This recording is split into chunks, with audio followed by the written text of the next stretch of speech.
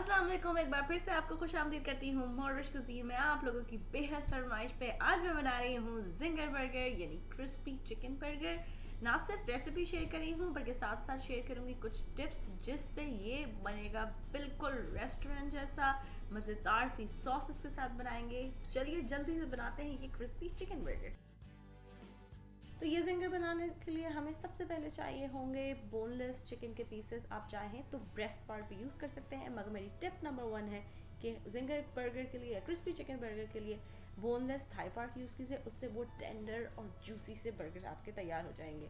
तो इस Thai part को लेके मैंने एक शैलो डिश में अरेंज किया है और अब मैं इसको सीजन कर रही हूँ नमक और लाल मिर्च के साथ। तो थोड़ा सा नमक लेके मैंने इन दोनों फिले के ऊपर छिड़का है। इसी तरह लाल मिर्च को भी मैं इसके ऊपर छिड़कूंगी अंदाजे के मुताबिक, और फिर इसको हाथ की मदद से बहुत अच्छा सा इसके ऊपर रब करूंगी ताकि ये थोड़ा सा इसके अंदर तक इन्फ्यूज़ हो जाए।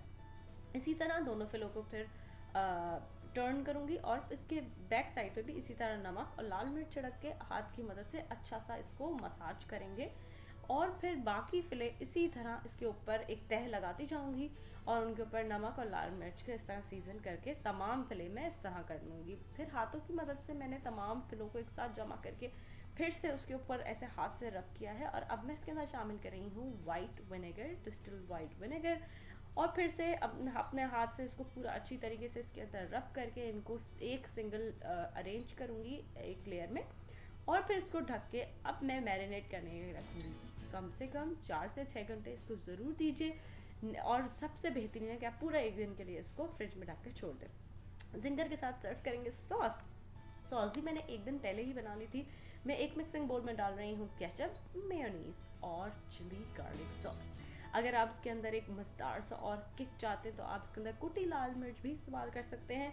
इन तमाम चीज़ों को अच्छी तरीके से हम करेंगे मिक्स और इस तरह ये तैयार हो जाएगी मज़ेदार सी जिंगर की सॉस। इसको एक बोल में ट्रांसफ़र करके मैं फ्रिज में रख दूँगी। अब मैं बना रही हूँ इसके साथ कोल्ड सॉस के लिए एक मिक्सिंग बोल में मैं डाल रही हूँ मेयोनीज, सावर क्रीम। उसके साथ साथ इसके अंदर शामिल करूँगी चीनी, मस्टर्ड पाउडर और सेलरी सॉल्ट। अगर आपके पास आप जहाँ रहते हैं सेलरी सॉल्ट अवेलेबल नहीं है तो आप रेगुलर नमक का इस्तेमाल कर सकते हैं। विनेगर और कुटी हुई काली मिर्चें इसमें शामिल करके एक अच्छी सी कोल्स्लॉ ड्रेसिंग तैयार करेंगे। फिर मैं इसके अंदर ये क्लासिक कोल्स्लॉ का जो श्रेडेड मिक्स आता है उसका मैंने आधा पैकेट डाला है। इसको अच्छी तरीके से इसके अंदर फोल्ड करके इसको भी फ्रिज में रखिए। इसको मैंने सुबह ही तैयार किया था, इसको एक दिन पहले तैयार ना करें तो ये पानी छोड़ देगा। अब चलते हैं अपने जिंगर्स की तरफ। फ्रिज से इसको निकालेंगे और जैसा कि आप देख सकते हैं कि चिकन ने बहुत अच्छा सा कलर ऑलरेडी पकड़ लिया है। तो लाल मिर्च, विनेगर सब चीज़ों ने अपना काम किया है क्योंकि ये पूरा 24 आवर्स के लिए फ्रिज में था। अब इन फिलर्स को उठा के मैं एक छन्नी के ऊपर रख रही हूँ। नीचे एक बोल रखा है ताकि जो भी ड्रिपिंग्स हैं वो उस पर कैच कर ले, ताकि इसका जितना एक्स्ट्रा पानी है वो सब निकल जाए।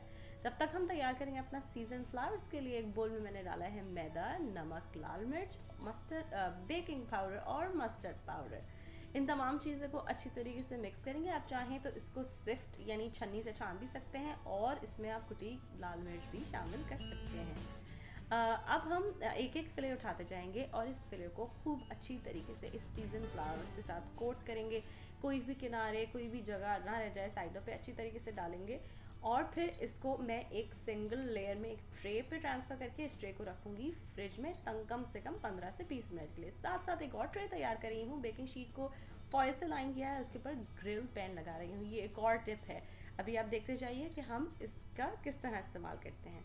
15 से 20 मिनट फ्रिज में छोड़ने के बाद आप देख सकते हैं कि फिले के ऊपर जो फ्लावर था वो कम हो गया है और अंदर एब्जॉर्ब कर लिया। एक बार फिर से फ्लावर में कोट करने के बाद इसको अब हम 350 डिग्री पे गर्म किए हुए ऑयल में डालेंगे और तकरीबन 2 से 2.5 मिनट एक साइड पे फ्राई होने देंगे कवर करके। अब आपके पास अगर फ्राई नहीं है तो परेशान बिल्कुल नहीं होना है। किसी ऐसे पॉट में फ्राई कीजिए जिसको आप कवर कर सकें। कवर करने से अंदर इसकी स्टीम क्रिएट होगी और अंदर से ये गल जाएगा।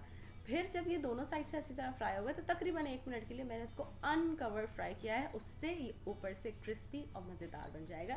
ये थी एक और टिप, बहुत तीसरी टिप, ये ट्रे।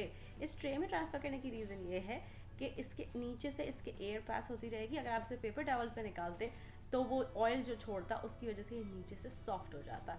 मैं करती क्या हूँ कि इस ट्रे को बिल्कुल हल्के टेम्परेचर पे ओवन में छोड़ती हूँ। उससे ये अंदर तक से अच्छी तरीके से, अगर गलने से रह गया तो गल जाता है और जो हीट इसके अंदर रहती है वो उसको ऊपर से क्रिस्पी भी रखती है। बर्गर बंस लेंगे, इसमें बहुत थोड़ा सा मेयोनीज लगाया है, उसके ऊपर रख रही हूँ लेटस। आप चाहें तो चॉप करके लेटस ऊपर से भी डाल सकते हैं। फिर रख रही हूँ क्रिस्पी फ्राइड चिकन, उसके ऊपर रखूँगी चेडर चीज़ का एक स्लाइस। आप चाहें तो इस वक्त ओवन में रख सकते हैं ताकि चीज़ मेल्ट होके हल्की सी ग्रिल हो जाए।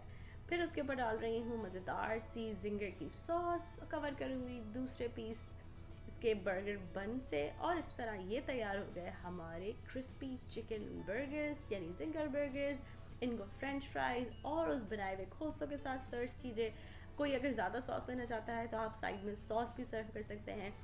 ये ऑथेंटिक और परफेक्ट रेसिपी है, आप जब भी बनाएंगे इंशाल्लाह आपके पास बहुत बेहतरीन बनेगी। अगर आप इस रेसिपी को अपने पास ट्राई कर रहे हैं तो प्लीज़ मुझे ज़रूर बताइए कि ये रेसिपी आपके पास कैसी बनी। कुछ और सीखना चाहते हैं तो वो भी ज़रूर बताइए। मेरी रेसिपीज़ को पसंद करने का और उनको सराहने का बहुत शुक्रिया। अल्लाह हाफिज़। अगर आपको ये रेसिपी अच्छी लगी तो इन लिंक्स पे ज़रूर क्लिक कीजिए ऐसी और बहुत सी मज़ेदार रेसिपीज़ के लिए।